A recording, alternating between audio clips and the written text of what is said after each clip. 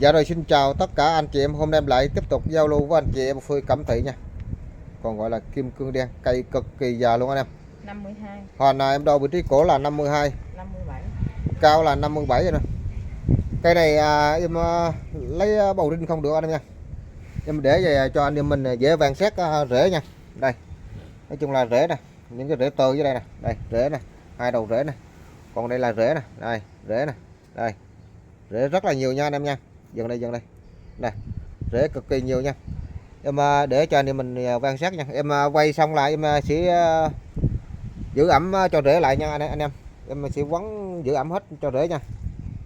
Đây là phần lũa nè, cây nó ra mình nó hó lũa này nè. Đây, lũa này. Lũa là lũa thép nha. Tất cả đầu này là sống hết. Cẩm thị anh em nha. Kim cương đen. Cây cực kỳ già luôn. Rồi cảm ơn anh em xem bài và ủng hộ luôn.